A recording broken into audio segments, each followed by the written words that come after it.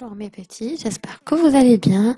Commençons la séance d'aujourd'hui avec la grammaire, le groupe nominal sujet et le groupe verbal. La première des choses qu'on doit savoir, c'est comment reconnaître un sujet. Le sujet est une des fonctions les plus importantes de la phrase.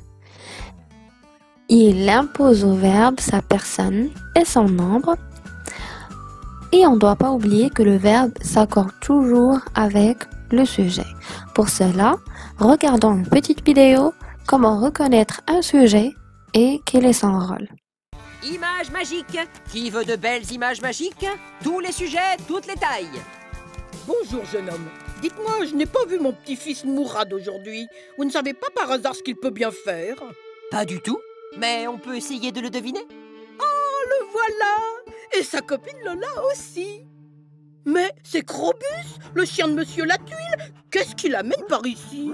À mon avis, il veut faire du monocycle.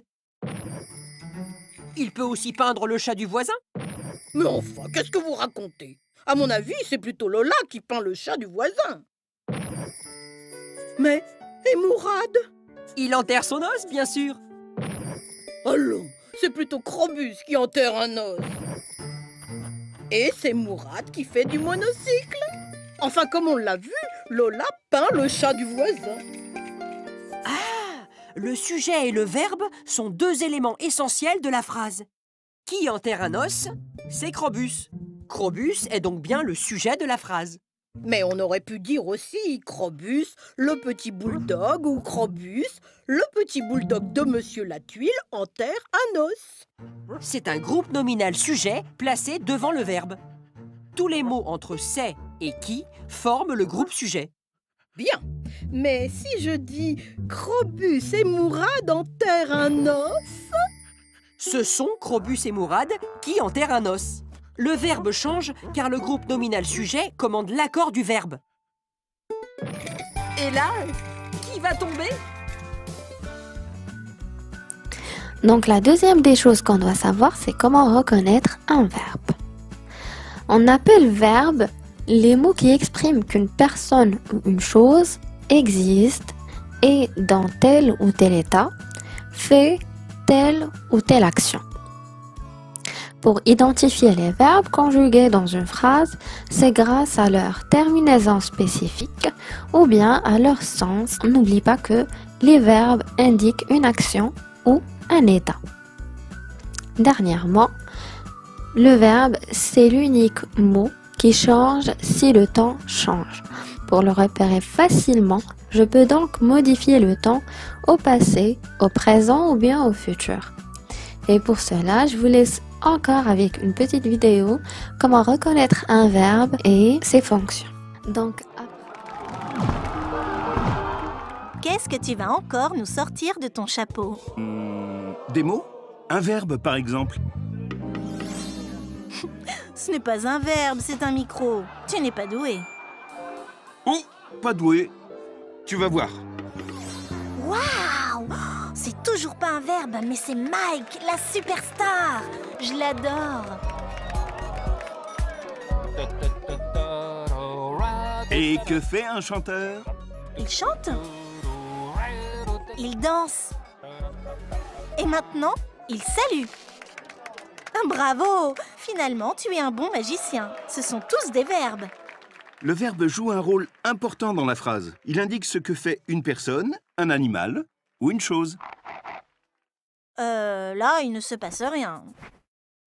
Normal, il n'y a pas de verbe. On va arranger ça. Ah oui, le micro salue. L'oiseau chante. Et le chanteur danse. Mais le verbe est aussi le mot qui change le plus souvent de forme quand on le conjugue. Qu'est-ce que Mike a fait hier? Il chantait. Oui, c'est facile. Le verbe change de forme avec des indicateurs de temps. Hier, le chanteur chantait. Aujourd'hui, il chante. Et demain, il chantera. Et si Mike chante avec l'oiseau? Il chante. C'est facile. La forme du verbe change aussi avec le sujet. Si vous chantez avec nous, nous chantons. Et elle chante très mal. Merci. Le verbe, c'est le mot qui change quand on le conjugue. Le plus souvent, il indique ce que fait une personne, un animal ou une chose. Et tu connais les verbes être et avoir? Oui, mais on voit ça la prochaine fois parce que là, on n'a plus le temps. Donc, après avoir regardé et bien connaître un sujet et un verbe, maintenant, on va passer à la lecture silencieuse du texte. Après, on va découvrir les questions de compréhension et de quoi parle ce texte. L'artisanat marocain. L'artisanat occupe une place très importante au Maroc. On utilise le bois, le fer forgé, le cuir, la céramique. Les artisans travaillent les différents matériaux et fabriquent des objets de décoration ou du quotidien que les marchands vendent dans les souks. Donc, voyons voir les questions de compréhension. Combien y a-t-il de phrases dans ce texte? Donc, un petit rappel de ce qu'on a vu dans la dernière année, que la phrase commence par une majuscule, se termine par un point et elle a un sens. Donc, puisque le texte a un sens, donc on va chercher la majuscule et le point. Et on ne doit pas oublier que dans la phrase, elle doit avoir un sujet, un verbe et un complément. Donc, combien y a-t-il de phrases? La première phrase, c'est l'artisanat occupe une place très importante au Maroc. La deuxième phrase, c'est on utilise le bois, le fer forgé, le cuir, la céramique. La troisième phrase, c'est les artisans travaillent les différents matériaux et fabriquent des objets de décoration ou du quotidien que les marchands vendent dans les souks. Donc, combien y a-t-il de phrases dans ce texte? Il y en a 3 phrases. Passons à la deuxième question. Recherche le sujet des verbes en gras. Donc, les verbes en gras, on a occupe, utilise, fabrique et vendent. Donc, pour savoir le sujet, on doit poser la question qui. Donc, on va poser la question qui occupe une place très importante au Maroc. Donc, le seul nom ou bien le groupe nominal qui nous reste, c'est l'artisanat. Donc, le premier sujet, c'est l'artisanat. Pour la deuxième phrase, on utilise le bois, le fer forgé, le cuir, la céramique. On va poser la question qui avant le verbe. Qui utilise le bois, le fer forgé, le cuir, la céramique? Donc la réponse est on. On utilise. Le troisième verbe c'est fabrique. On va poser la question qui fabrique des objets de décoration? Donc la réponse est les artisans. Après, le dernier verbe, on a vendent. Donc, qui vendent dans les souks? C'est les marchands. Très bien. Passons à la troisième question. Quels mots viennent compléter les verbes en gras? Donc, quels sont les mots qui viennent pour compléter les verbes en gras? Donc, les mots qui viennent pour compléter le verbe occupe, c'est une place très importante.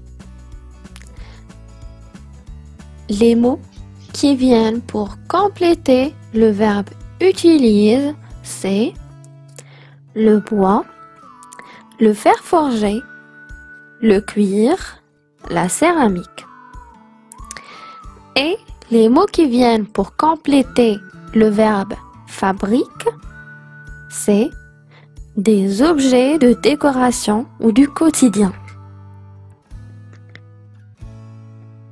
Et les mots qui viennent pour compléter le verbe vendre, c'est dans les souks. Donc, on a toujours trouvé un groupe de mots qui vient pour compléter le verbe ou bien qui viennent pour donner un sujet au verbe. Maintenant, prenons des exemples pour bien comprendre la leçon.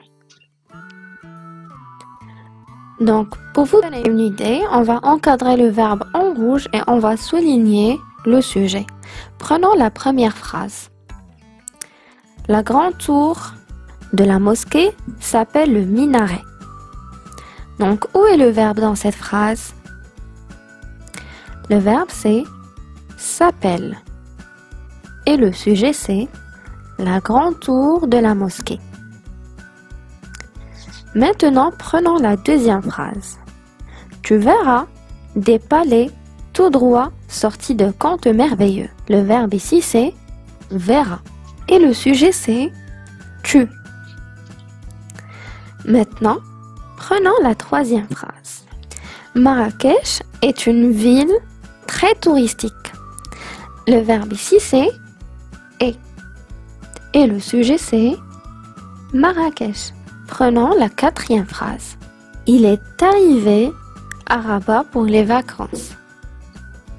Le verbe ici c'est est arrivé. Le sujet c'est il. C'est très bien. Donc, dans certaines phrases, le sujet est un nom propre ou un pronom personnel. Comme tu, il, ce sont des pronoms personnels. Et Marrakech, c'est un nom propre. Mais il peut aussi se constituer d'un groupe de mots, d'un déterminant, un adjectif et un nom, comme la grande tour de la mosquée.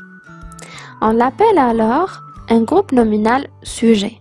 Il en va de même pour le verbe qui peut être seul ou bien constitué de compléments. On l'appelle alors un groupe verbal. Maintenant, on va récapituler ce qu'on a découvert. Reprenons les phrases. Et on va découvrir le groupe nominal sujet et le groupe verbal. Donc, prenons les phrases. La grande tour de la mosquée s'appelle le minaret. Tu verras des palais tout droit sortis de contes merveilleux. Marrakech est une ville très touristique. Il est arrivé à Rabat pour les vacances. Donc, dans la première phrase, on a déjà dit que le verbe c'est s'appelle.